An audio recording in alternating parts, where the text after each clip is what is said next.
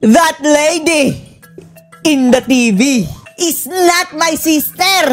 Oh, ano na naman bang kabangagan itong nakikita ni Marcos na Junior, mga kababayan? Umandar na naman ba ang kanyang mga guni-guni? Ha? Nasa halip na si Amy. Ang kanyang nakikita ay si Percival, mga kababayan, ang lumilitaw sa kanyang mga mata. Ay nako nga.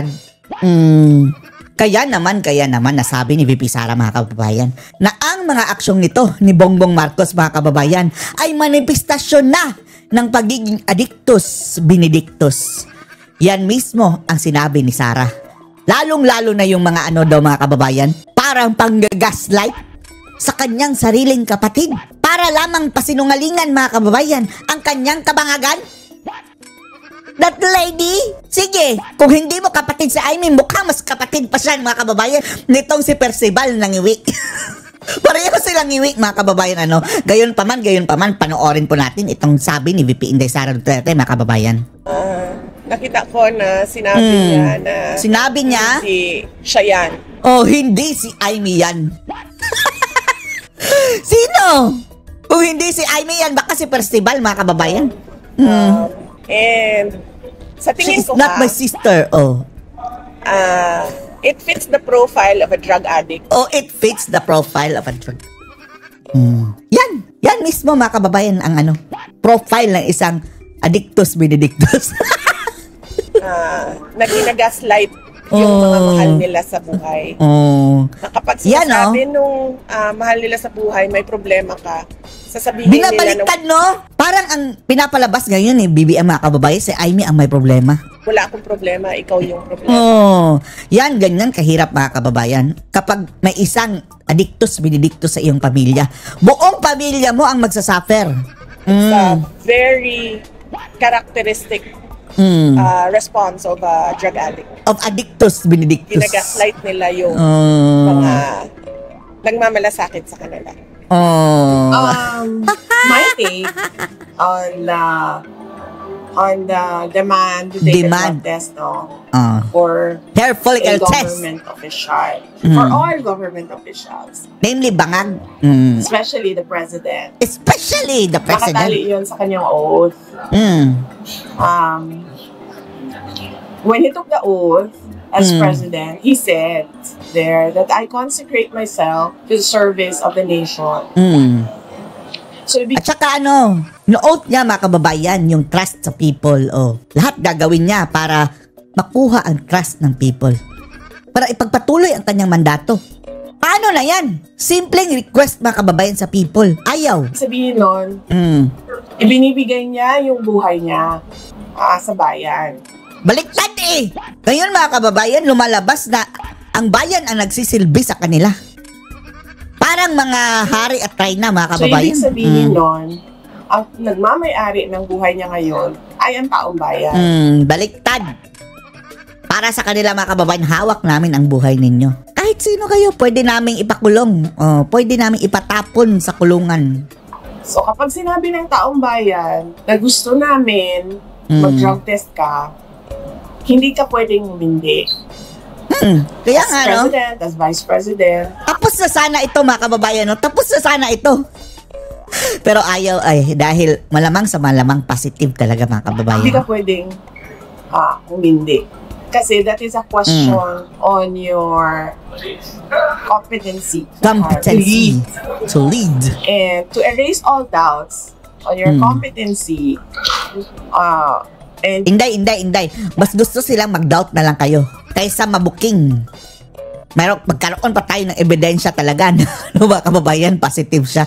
Although, alam na natin, convinced na tayo, 100% convinced na tayo, mga kababayan, na nagbanga. Pero, ang kulang na lang natin, mga kababayan, is yung actual na test result na ayaw talaga niya, mga kababayan. Baka baka magkabukingan. Your decision-making skills is just to do the drug test. Kasi wala namang rason kung bakit ka hindi Kaya nga, sasabihin mo, pride. Mas pabor. Pride. Lord. Ano yan, pride? Mas pabor pa nga sa kanya. Kung mapatunayan niya, mga kababayan, na negative siya, di ba? Hindi ako. Ayoko mag-give in sa inyong mga paninira sa akin. That's a very flimsy excuse Flimsy? for saying na hindi ako drug test. At hindi rin niya dininay, mga kababayan, no? Na, hindi siya addict. Talagang walang denial, mga kababayan. Hindi lang niya sinasagot. Hindi ako papatol dyan. Walang categorical answer, mga kababayan, na addict ba siya o hindi. Sige, magbigay kayo ng mga kababayan. Instance na sinabi ni BBM, no, I am not an addict. Wala. Matapos na, gawin mo yung drug test. At hindi yung klase ng drug test na ikaw yung magsasabi kung paano ko ito gagawin. Oo. Dapat nga mayroong mga kababayan. Bigyan din ng buhok. Etong mga kampo ni Sara. This is a drug test na invested ang public. So it has to be the public who decides on how to do that drug test. As an example, noong sinasabi ng mga members of the House of Representatives na buwang ako. Buwang! Baliw daw, mga kababayan. Di ba, kumasa si VP Sara Duterte ng sige, psychiatric test, psychological test, o kung ano-ano pang mga test. Tapos, wala na, umatras naman ang mga mga kababayan, akusang buang siya. Lokaret ako. Baliw kung daw. Sinabi nila na kailangan ko mag-neuropsychiatric exam. Ano ba sinabi ko? Sabi ko, oo. Go ahead. Let's do it. Tapos nung sinabi ko, oo, gagawin ko yan, wala na silang sagot, diba? Tumahimik na sila. So I Tumahimik was waiting for them to set up the House of Representatives for me to take that neuropsychiatric exam para masagot na. Hindi pwede humindi ang President and Vice President sa drug test. And huwag siya mag-alala. Huwag siya matakot. Sasamahan ko siya. Samahan. O dapat lang sumama ka, Inday, at kumuha ka rin ng buhok. Sasamahan ko siya. Sasamahan siya. I'm sure sasamahan siya ni Senator Amy. Magpapadrag test din yun. Ako, kahit na pati si Lisa. Kunti na lang yung naiwan sa buhok ko. Sige, magpapadrag test din ako. Matakot. Kasi para sa bayan naman yun eh. Hindi naman yun para sa yung sarili namin. Si Pulong, mga kababayan, halos maubos na ang buhok ni Pulong. Dahil siya ang laging pinagbibintangan ni Trillanes na drug lord daw, mga kababayan, si Pulong. Ilang beses na pa-drug test na si Pulong gamit ang buhok. How may mga panawagan ngayon or with all the allegations of corruption against the government and against the president, and as your constitutional mandate, ma'am, as successor of the president, and anything will happen na mag-resign, mag-resign na daw si Bangan? Oo. Kung ready na ba daw si Sara, mga kababayan? Natural! Kanya yan sinumpaan Yung constitutional mandate mo, ma'am, as successor ng president. Mandato niya How do I uphold? Yes. What do you mean? It's automatic. Yes, ma'am. Automatic. Are you ready, ma'am, na... Of course.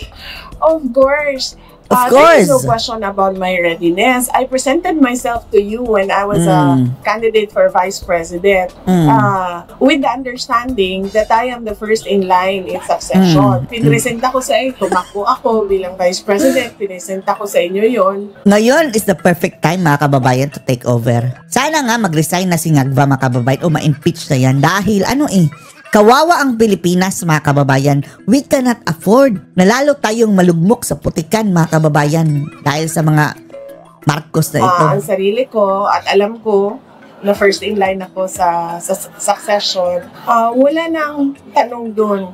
Walang tanong-tanong. Kung ano ang gagawin ko. Iyon ang mandato sa akin ng Constitution. At alam ko yun. Sasabihin na naman nila, atat na si Sara. Kasalanan ba? Kasalanan ba ni VP Inday? Tanong yan ng media.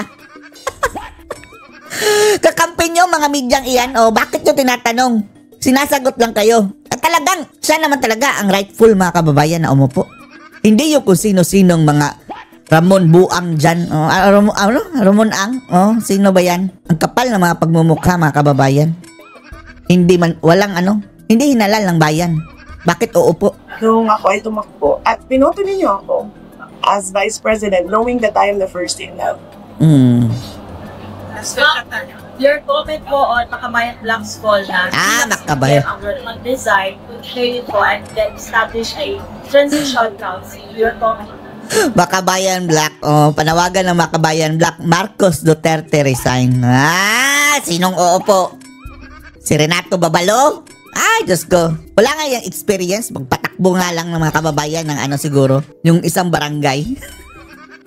Bansa pa. Ang sa akin, I have an oath as Vice President. And I said in my oath to preserve and defend the Constitution. So yan yung trabaho ko.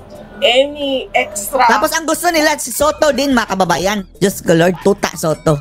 Kahit mag-resign, pati si Sara, mga kababayan, hindi automatic na si Soto. Ano siya, siniswerte? At por Diyos, por Santo, kung si Soto, matinding One Ball University ito, mga kababayan. Gawin na lang tayong, Itbulaga, buong bansa, Itbulaga. Constitutional movements or actions is beyond my sphere. So, kung beyond gusto nila na sphere. gumalaw sila labas sa Constitution, that is nasa kanila extra-constitutional. So, do you think tactic lang nila to take over the government? Ito, Makabayan Black, mag-take over the government? Hindi nila kaya. Kahit pa ibigay sa kanila, mga kababayan, hindi nila kaya. Eto, gusto rin nila, mga kababayan, coexist with the government. Dahil itong mga ulol na to, magaling lang itong magreklamo, mga kababayan, pero wala itong mga abilidad na mamuno. Yan ang kanilang hanapbuhay Diyan sila kumikita ng pera, mga kababayan, magreklamo. Pero wala yung mga talento mandala ng mga kababayan ng isang bansa. Ng Makabayan. Patagal naman na yan sila gusto mag-take over sa government So, ewan na natin kung kaya nilang magpatakbo. I don't think it's a tactic. It's matagal na yan. Gusto ng Makabayan mag-take over ng government. Matagal na yan. Matagal na rin. Sa isip lang nila, gusto nila, pero hindi kaya, mga kababayan, sa gawa. Pero binigyan na sila ng chance, mga kababayan, ni Tatay Digong dati. Ang sabi nila, we just want to coexist with the government. And then, gusto mangolekta ng tax, mga kababayan. Gustong, eto, pera-pera lang itong mga yawa na itong mga kababayan. Tingnan nyo, bakit tumampi ito kay mga Marcos ngayon, mga kababayan, at Romualdez? Dahil binusog ng binusog, mga kababayan, gamit pa ang pera ng bayan. Itong mga inline sa mga NFA, mga kababayan, NFA rice, sounds like. Naghihingalo na ito dati Ngayon, binigyan ng vitamins ng Marcos administration, mga kababayan. Alam na hindi nila kakayanin. At saka hindi nila magagawa yan. Kaya ang ginagawa nila, naghahanap sila ng mga pangulo, mga presidente, kung saan nakikipag-negotiate sila na tumutuloy. Kagaya nito, presidente mga ganito, mga kababayan, eto paborito nila dahil nauulol nila, mga kababayan Yung kausa nila, o kung ano man yung pinaglalaban nila dyan, na merong understanding na pinapayagan kami ng presidente. So sa tingin ko, hindi ko masabi kung bakit nila pinapatanggal si Marcos, pero sa tingin ko, alam nila na walang negosasyon sa akin tsaka sa bayan. BP, reaction mo, BP, sa report sa military back to political reset. Ano? The confidential appointment of Ramon Angas. Yan si Ramon Ang. Bakit si Ramon Ang? Idaan niya sa eleksyon, mga kababayan. Hindi yung dali-dali lang mag-grab ng posisyon. President. Sinabi ko na yan kanina. Ito tanong, sinagot na niya. I there to preserve and defend the Constitution. Wala yan, unconstitutional yan. Sa kung ano ang... At ang mga kababayan, nakakabahala. Pati si Magalong. Pabor kay Ramon Ang. Who are you, Magalong? Para lang hindi talaga maupo si Sara, pipiliin nila si Ramon Ang, mga kababayan, o si Soto. Kaya lumalaki ang tainga nyo dahil kung ano-anong mga kababalstugan sasabi niyo. Meron sa Constitution natin. Labas dyan, hindi na, sa kanila na yun. Hindi na ako kasali dyan. Yung huling message ko kanina. Huling! Sa ICT events, I said that, we are behind, no? We are behind. The Philippines is behind. Ay, oo nga, no? Na-demote pa tayo sa World Bank, mga kababayan, di ba? Ang rating natin sa World Bank, mga kababayan, from moderately satisfactory. Ngayon, mga kababayan, just right now, bumagsak tayo sa moderately unsatisfactory ang ating rating, mga kababayan, sa World Bank. Ay, nako. Diyan, mga kababayan, mahirapan tayo mag-utang. Tapos kung mayroon ang utang, mas mataas ang mga interest. mas mataas ang mga penalties. Dahil unsatisfactory na ang ating rating, mga kababayan. Diyos ko Lord. Sabi yan ito, Pasyo, ha? In terms Attorney ito, Pasyo. I think na misunderstand ng mga tao. Walang problema sa private sector. Kasi alam nila what is out there and what they can do for the Philippines. Meron tayong problema sa gobyerno. May problema sa presidente. To push the ICT and the AI technology in terms of governance at as a direction for our country. So yun yung sinasabi ko na dapat bilisan ng ating gobyerno yung pagtulak ng ICT sector. Tulak! Sinong nagtutulak dyan? Baka ibang tinutulak, ha? May rally in November 30 against corruption. Ay, wag kang pumunta, Sara. Rally yan ng mga makakaliwa at mga dilaw, mga pulangaw. Delikado si Sara doon, mga kababayan. Baka pagtripan nila. Si Sara ang kanilang kukuyugin, mga kababayan. Dahil ang sigaw nila ay Duterte, Marcos resign. Mga personalities na mga patrimonyo, mga obispomonyo ang Nakikiisa ako sa lahat ng mga kababayan natin sa kanilang pero wag kang pumunta. Karapatan sa malayang pamamahayag at pananalita. BP, sinabi ng Palasyo na paulit-ulit daw na negative siya daw sa PBBM last 2021 sa drug test. Ay nako, yan ang palusot nila, mga kababayan, yung ihi na 2 minutes lang ando ng result. Noon yun Diyos ko Lord. Paulit-ulit na ba? Walang common science. Gusto nga natin hair follicle test dahil, mga kababayan, hindi lang ngayong araw. Ang scope niyan, mga kababayan, months and months. Pwede pa rin ma-detect, mga kababayan, na bumabata ka. Pagpa-drug test. Kasi ang question is today. Today. Ang question sa kanyang capacity. Tapos, ang question din, bakit cocaine lang, mga kababayan, ang pina-check niya? No? Pwede namang, mga kababayan, mag-request siya ng, the whole panel, mga kababayan. Yung iba't ibang mga metabolites. Kagaya nung pinakita ni VP Inday. More than 10 ang kanyang, pina-check, mga kababayan. Singagba, pakwa, Coca-Cola lang. Malay natin, gumamit pa siya ng iba. Hindi talaga ba de-detect? And decision making ay ngayong araw na ito. Hindi siya tanong noong na dated 2021. 2021. The question on the capacity 2022? and the decision making capacity of the president is dated November. November pa pala yun. Ay, ngayon? 25. It's dated November 25, 2025. Ngayon ang hamon. Therefore, the drug test must be taken right November now. 25, 2025. Kasi ngayon yung tanong, hindi naman ang tanong nung 20. Tapos si Clarita Carlos, mga kababayan, ng budol pa. Tapos na siyang nung pa-hair follicle test nung nakaraang eleksyon. Ihi lang yun. Wrangler. 21 Ano ka ba? Hindi ma-dated 2021 yung tanong. Ang sinasabi ni Senator Amy, kailan ba yun? Siya nagsalita. Last Sunday? Last Sunday yun. Yung sa INC. Alam, mahilig Monday yun, lang kasi Monday. yung palasyo ba na i-gaslight. Twisting, gaslight, diversion. Yung mga tao at ilihis. Yung usapan. dalawang bangag nga. Tama ka nga, Sara. Gobyerno kasi nagkakagulo na laganap ng corruption. Baka may tayo ka, advice. Advice sa gobyerno? Step down, bangag. Yan lang advice na viable. Tayo sa kanila kasi sasabihin na naman na attack na si Sara. Nakikita naman natin na wala silang sinseridad Talaga. para sa taong bayan. Ayoko na magbigay ng payo sa kanila kasi kitang-kita na nawala silang sinseridad sa kalagayan ng taong bayan at kung saan papunta ang ating bayan. Bakit pong mahalagang pag-usapan natin? Eto mga kababayan. Grabe itong sinabi ni Attorney Vic Rodriguez. Hindi na daw mali-maleta talaga, mga kababayan, ang kunilimbat, ninakaw, kinurap na ng pera, kundi track na. Track na, mga kababayan, ang sinisiglan, nilalagyan ng pera. Saan po ninyo yung mga sinabi ni unang-una nung Marine Sergeant Gutesa. Orly Gutesa. Sila ay nag-deliver ng mali-maletang pera. Mali-maleta. Mali-maletang pera yung kanyang dineliver. Ito po, dinaig. Hindi ko po salita ito. Ito po'y lingwahe na ginamit ni Ping Lacson. Ni Lacson.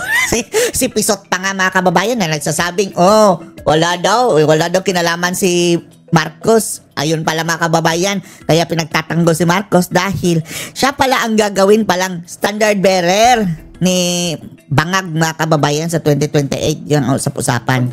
Truck ng pera. Truck Truck ng pera. Grabe. ng pera ang dinedeliver Grabe. po sa basement parking sa ilalim po ng Diamond Hotel dyan Diamond po sa Rojas Hotel. Boulevard. Truck ng pera para kanino? Kay dating Yusek Try-Give Olaybar or Try-Give, hindi ko kasi... Sa tingin nyo, kaya lang na ng Yusek mga kababayan? No.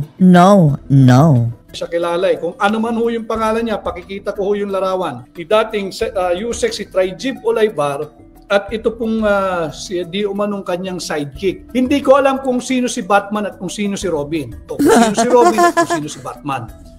Puro mga kalaban yan ang may tsura Pero pag sinundan po natin, itong naratibo ng truck ng pera, sabi ho ni Ping Lacson yan, itong dalawa ang mag-partner. Partner in crime po ito. Partners in crime. Dating Yusek Try-Give or Try-Give Olaybar at si dating Yusek Adrian Carlos Bersamin.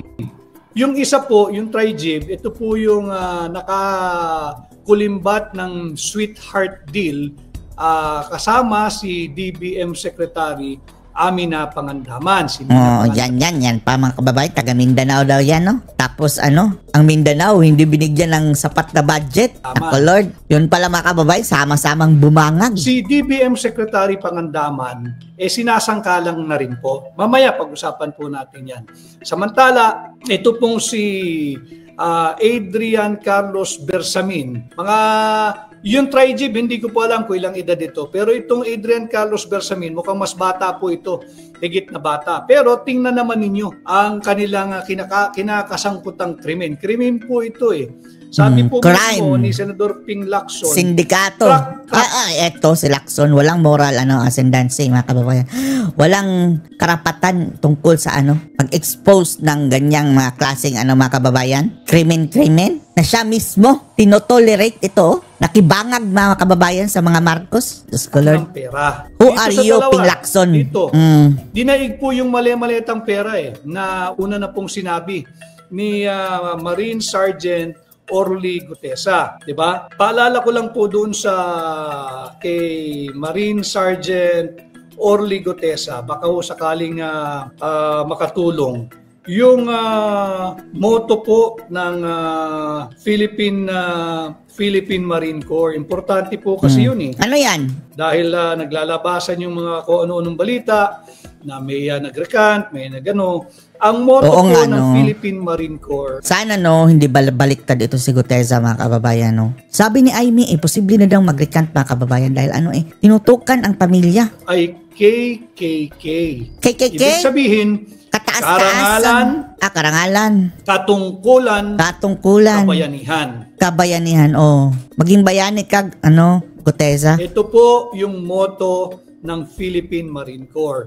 Karangalan, dangal, dignidad, respeto sa sarili at respeto sa pamilya at respeto sa kapwa Pilipino. Katungkulan, yung kanila pong naging katungkulan o posisyon sa pamahalaan kahit ngayon.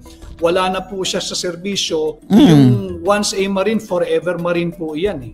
At yung isa pang K, kabayanihan. Forever Marine. Kabayanihan. Po, salat sa... Pero etong kay Marcos administration mga kababayan, KKK din. Kabangagan, korupsyon, at kawatan. Leaders, ay nako. ang ating bansa, mahalaga po yung isang K sa motto ng Marine Corps, yung kabayanihan. And this goes to all. Korupsyon, kabangagan, at kawatan. Please, pagka sa tingin po ninyo, kayo tila nililigaw o naliligaw, balikan nyo lang. yung core value, Core value. bakit kayo nandiyan sa Philippine Marine Corps.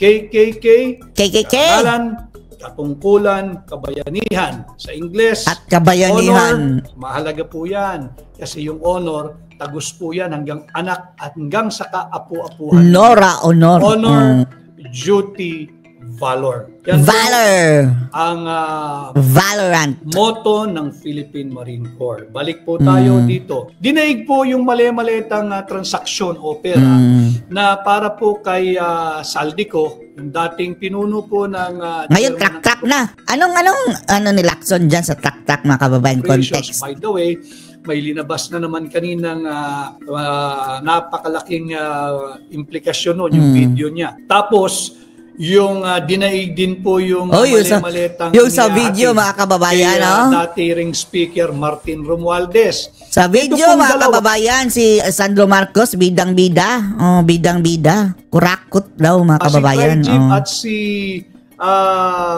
Yusek Adrian Bersamin, truck po. Ngayon, grabe, kung talagang no? gusto nating magkaroon ng isang patas na investigation at mapanagot ang mga nagnakaw sa pera nating Pilipino, ito simpleng investigation eh. Ipatawag mo yung head ng security ng Diamond Hotel. Yan. Paan? Wala na. Pati nga yung abogado mga kababayan na parang nabili na yung magsasampa ng kaso kina Gutesa. At saka ni how much more itong hotel na negosyante mga kababayan. Mas pipiliin na nilang manahimik kaysa sa masira ang kanilang negosyo. Nung nakalabas-masok yung truck ng pera sa Diamond Hotel, hindi po pipitsuging hotel yung Diamond Hotel. Marami po mga Sinong nandyan? Opisyal ng ating pamahalaan ang dyan nagmi-meeting. Meeting place. Dyan po nagpa-function, dyan po kumakain. Tapos ngayon, ginawang imbakan. At sikat din po yan sa mga turista, maging international man or domestic. So, ipatawag yung chief security. Dapat matagal ng sinecure. Wala na, na-erase na yan. Sasabihin nila, hindi gumagana ang CCTV. Mga ngagva talaga. Isang kabangagan. Yung video po, yung security video ng Diamond Hotel. Para makita yung labas-masok po ng truck ng pera that is intended to try give Olaybar Adrian Bersamin. Mahalaga po ito. Bakit? Bilyong piso po pinag-uusapan natin dito. At nakakaawa, ipakita ko rin po yung mga maliliit na kawani ng DPWH. Sila po yung pinag-aaresto eh. Ito po. Nararapat lang na arestuhin to yun mga kababayan. Pero hindi sapat na sila lang. Ito'y nagsisirculate po ito sa social media. Lumabas din po ito. Talaga namang kailangang arestuhin yung taga DPWH mga kababayan dahil mga ghost project, lalo ng ghost project. Sila mga kababayan ang nakakalam unang-una sa mga ghost project na iyan. Sila ang pumirma, sila ang nag-check, na atasang mag-check. Bakit sinabing completed? Gayong hindi pa naman kumpleto mga kababayan. And to be fair to them, they are presumed innocent until proven guilty. But look at what they did. May mga pamilya din po ito. At ako, wala na tayong awa dyan mga kababayan.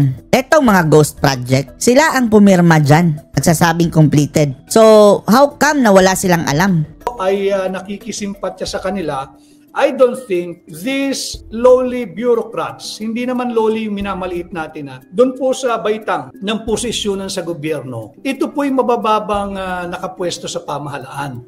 I don't think they've authored. I don't think they perpetrated. I don't think they tolerated. Wala po silang poder wala silang kapangyarihan, wala rin silang exercise of discretion para lumaganap. Itong ganitong kalaking pagnanakaw sa ating pamahalaan, trilyong piso po ito Trillion At wala pesos. din silang kakayahan na mag-utos sa mga senador man o kongresista o sekretaryo ng DPWH na itong distritong ito o itong munisipyong ito, itong syudad na ito, lagyan mo ng ganitong halaga, ito yung i-implement nating proyekto. Kawawa po sila Samantala, yung tumanggap ng truck na pera, ipakita po natin muli yung dalawang yung Batman and Robin. Batman and Robin? Ito po walang ginagawang aksyon ang pamahalaan. Kwento lang na tila they have misrepresented and used the name of the office of the President or President Bongbong Marcos at na hoodwink, na 11, nabudol po daw nila tila si Mina Pangandaman. Bandang uli, ang mahigpit po dyan, pati si BBM, mabudol daw. Ang mambubudol, mabudol. Diyos ko. Yan ang champion ng budol, mga kababay, si BBM. Tapos siya ang mabubudol. Wala daw siyang alam. Ito lang daw mga yusek. Tsaka yung maliliit na... Hindi po pwedeng mabudol yun. Matalas po yun. Marunong po yun sa trabaho. And to be fair to the lady, matalino po yun. May galing po yun. Maganda po. Aanhin mo yung galing, mga kababayan, kung kawatan, ko Lord. Yung aral nun. But kung paano napalawak yung ganitong kalawak na korupsyon, kasi nga ho, hindi ba yung 2.85 billion sweetheart deal sa pagitan ni dating DPM Secretary Mina Pangandaman na ngayon ay sinasangkalan na rin. At nitong Trigib Olaybar ng dating DepEd Yusek. Imaginin mo, Yusek ka ng DepEd, nakikialam ka sa DPWH. Kanya nga nakakontrata po, nakakorner po sila ng sweetheart deal. Meron palang wingman ito. Hindi natin ngayon alam kung sinong wingman sa dalawa. Si Trigib ba ang wingman ni Adrian Bersamin o si Adrian Bersamin wingman niya itong Yusek ng DepEd, no? So dapat imbestigahan. Ang dali po niyan eh. Kung na-identify na armored vehicle, yung naghahatid ng pera, truck ng pera sa Diamond Hotel, pinangalanan po yung hotel, Diamond Hotel. Diamond Hotel. Sigurado, meron ding tatak kung anong kumpanya yung naghatid ng pera sa Diamond Hotel, yung truck ng pera.